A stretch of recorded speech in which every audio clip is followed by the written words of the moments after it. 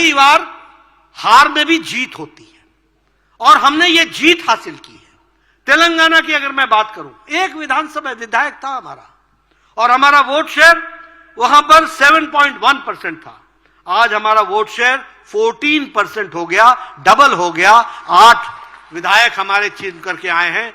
अगली बार हम किसी तरीके से छोड़ने वाले नहीं हैं, वहां भी हमारी सरकार बनेगी, इस तैयारी से हम लगे हैं। मित्रों, ये सब काम जो इतनी बड़ी जीत हासिल हुई, प्रधानमंत्री मोदी जी के नेतृत्व पर जनता ने विश्वास किया और आप सभी कार्यकर्ताओं ने धरती पर जो अथक मेहनत की और उसको वोट में ट्रांसफर करने में जो आप लोगों ने काम किया, आप सब लोगों को बहुत बहुत बधाई और आप सब लोगों को भी साधुवाद जिन्होंने इस काम को आगे बढ़ाया है।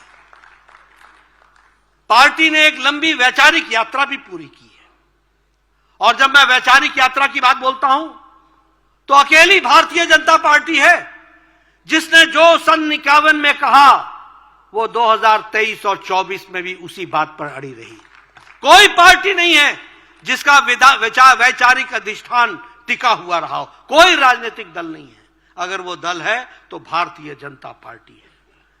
हम लोग जिनकी यात्रा एकात्म मानववाद से सरलीकरण करते हुए और उसको कार्य रूप देते हुए अंत्योदय तक पहुंची और अंत्योदय को कार्य रूप देने के लिए हमारे प्रधानमंत्री जी ने उसी को आगे बढ़ाया। सबका साथ, सबका विकास, सबका विश्वास, सबका प्रयास, इस बात को आगे बढ़ाने का काम किया और इसी को फिर से जब लोग भारत की जनता को छोटे छोटे जातियों में बांटने के प्रयास में लगे हैं, जब वो वोट बैंक की राजनीति को आगे बढ़ाने के लिए लगे हैं, जब वो सरकार में सबका भागीदारी लेकर के बनने का प्रयास करते हैं और उसके बाद वो सरकार किसी जाति विशेष की हो जाती है और उसके बाद वो सरकार किसी विशेष वर्ग की हो जाती है।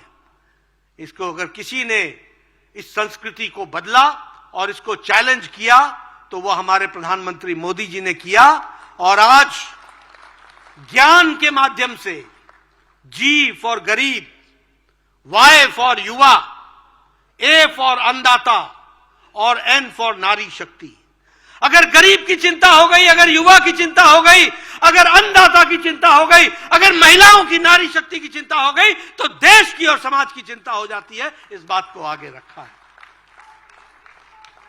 और इसीलिए जब हम इस बात को कहते हैं तो हम आपके सामने गौरव के साथ कह सकते हैं, आज ये नारे नहीं हैं।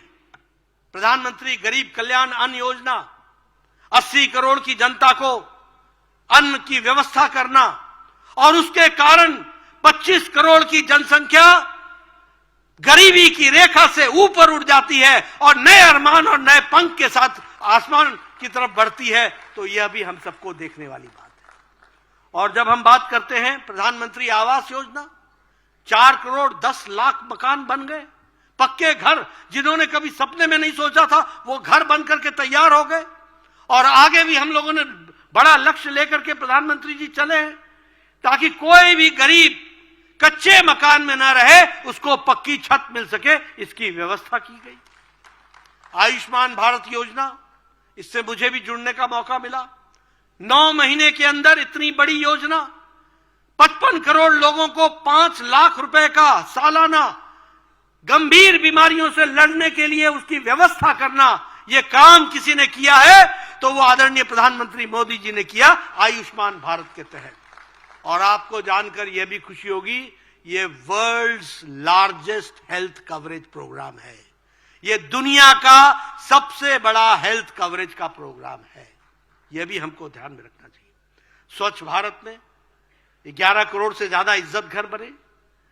बहुत से लोग हमारे उत्तर प्रदेश से आए हैं, बिहार से आए हैं, बहुत से लोग पूर्व से आए हैं। उन्होंने देखा है अपने जीवन में, हमारी बहनें, हमारी माताएं पानी का लोटा लेकर के सड़कों पर किस तरीके से वो अपने दैनिक नित्य क्रम के लिए उनको किस तरीके का अमानवीय स्थिति देखनी पड़ती थी। आज 11-12 करोड़ लोगों को इज्जत घर देकर प्रधानमंत्री जी ने महिलाओं का सशक्तिकरण भी किया और महिलाओं को डिग्निटी के साथ जीने का